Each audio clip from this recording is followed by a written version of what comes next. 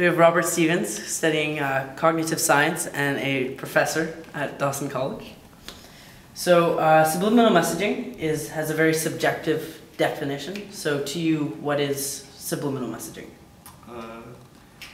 Basically the idea, it's subliminal because it's beneath the surface of awareness. So it's the idea that you can give a message to a person and they can internalize that message and even act on that message or behave according to that message without consciously being aware that they even got a message. So you're sort of tickling their brain underneath the surface of awareness and getting them to do things, getting them to think things, but they don't realize that it's been done to them. It just seems to them as if it's what they're feeling, what they're doing, or what they're thinking.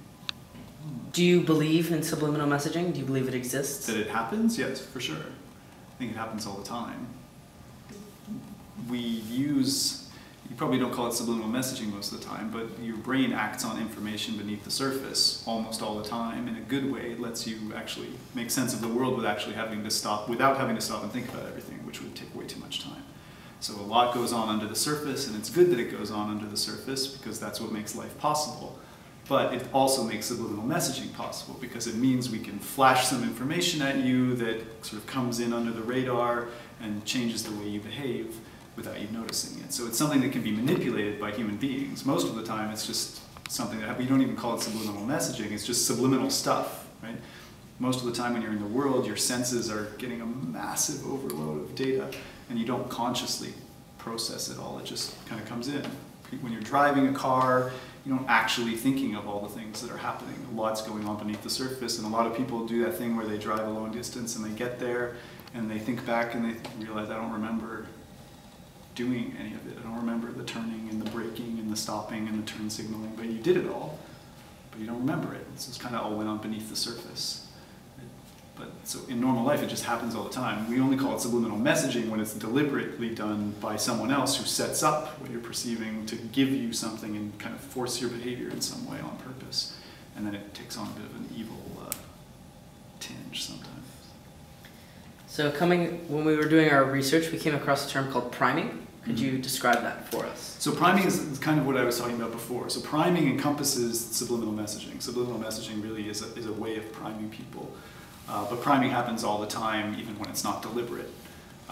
What priming is just, it's a metaphor for a pump. So usually when you have a pump some liquid or some water, if it hasn't been used before, the first time you turn it on, it would just grind to a halt. So what you have to do is put a little bit of water in there to start it, to prime it and get it going, right?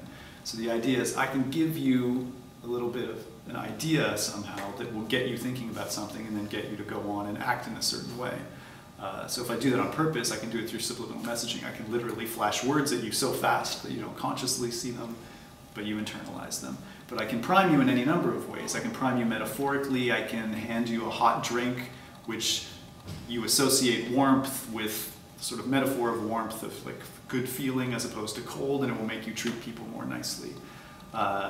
If you're interviewing people, I can give you, if I give you a hard clipboard to hold, you will be a little bit stricter and a little bit tougher on the people you're interviewing. And it's this weird metaphorical association of the rigidity of the clipboard kind of primes your brain to be thinking about rigidity because you're feeling it.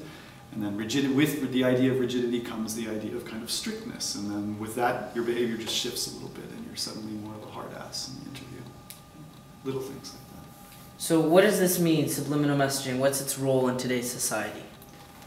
Well, so, traditionally subliminal messaging was just flat out manipulation, right? So if I want to sell you more popcorn, I flash, popcorn at you without you noticing it, and you find yourself a moment later thinking, oh, I kind of want some popcorn, and I make money off you, right?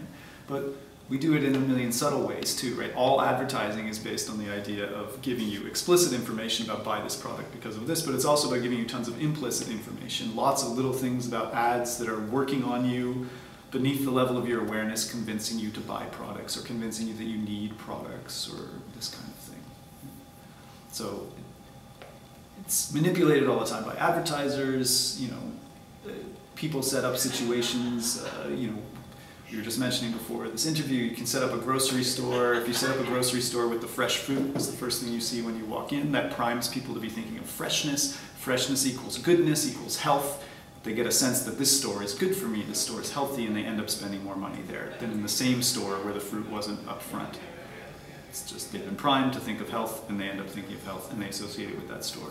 And as a result, you can't find a store that doesn't have the fresh fruit first, because they've all learned this lesson. It's a valuable lesson in priming. It's a sort of subliminal messaging, right? It's a way of the store is telling you when you walk in, this is a healthy store that's good for you, without having somebody there like a greeter at Walmart who says, welcome to this store, it's healthy and it's good for you, which you might ignore if they just said it to you, but you can't ignore it when it comes in beneath the surface like that. Could you give us some more examples? There's lots of little subtle things we can do. So there's one example in the city of Chicago. They have like a sharp turn near the river, or the lake, I guess. And people, they drive too fast and they go off the road and they end up in the lake and they die. And so they used to put big signs that say, slow down, it's dangerous. And that works a little bit, but still a lot of people don't slow down and they die. So what they did is somebody came up with the idea to paint some white lines on the road that as you're getting closer to the turn, the white lines get closer and closer together, which gives you the illusion of going faster, even though you're not. And since you're perceiving this sort of illusion of going faster, you automatically slow down and you don't even realize that you do it. When they stop drivers after going around the curve and they say, did you notice that you slowed down? They say, no. Did I slow down? Really? And they say, did you notice the lines on the road? They say, no, there were lines on the road. None of this captures their actual conscious attention, but it works really well to make them slow down. So they've been primed, they've been kind of nudged to behave differently, completely unconsciously, and it maybe saved their life. Little things like this. Little things like most bank machines now, it used to be in the old days, you put in your bank card, you'd ask for your money, get your money, and then the last thing that happened is your bank card would come out, and a lot of people would forget their bank card, because when you're in a bank machine, what's on your mind? Money. Money. You got money on your mind. You don't have a bank card on your mind. You get your money, you're happy, and you leave. You forget your bank card, and it's annoying. It's annoying for the bank, it's got to make you a new one, and so on. So now it works pretty differently. Most bank machines, you have to take your card before you get your money, because no one's going to forget their money, but lots of people forget their card. So you're kind of nudged to remember your card by just the order of the operations it's presented in. There are lots of things we can do to subliminally affect your behavior. I mean, marketers use it to sell you things, but we can try and make you better people by nudging you in a bunch of different ways. If I were giving a test, there's studies that show I can cut down on cheating by doing a bunch of things. I can remind people that there's an honor code at the school that they all signed, and just reminding them that there's an honor code is enough to sort of subliminally prime them with the feeling of, oh, we don't cheat here, and then they actually don't cheat there. Whereas another group where you don't remind them, they cheat more.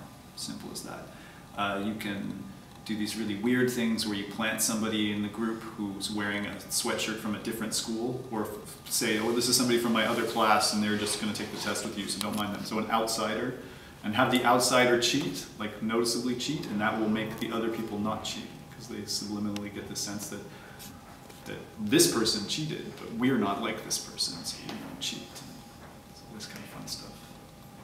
So the idea is that what's bad about subliminal messaging is you're manipulating people to say buy products or something, and it seems a bit evil, because they don't even know they've been manipulated. It's kind of like Inception. You plant an idea in somebody's mind, and then they do something that you profit from, and they actually think it was their own idea, but that seems evil and manipulative. But we could just as easily use these things in a positive way, a little bit, maybe. So there's this whole school of thought, it's called nudging. So one of the guys, this guy Cass Sunstein, who works for the Obama administration now, they think we should set up the world with a lot of, technically, subliminal messaging and priming set up into things to actually help us and make us choose better in life. Other people think it's still manipulative, even if it's for a good reason, and that it's just as bad as the bad kind of subliminal messaging. Right? So, but it's an open debate whether it's all evil and manipulative, or whether it could be used for good purposes.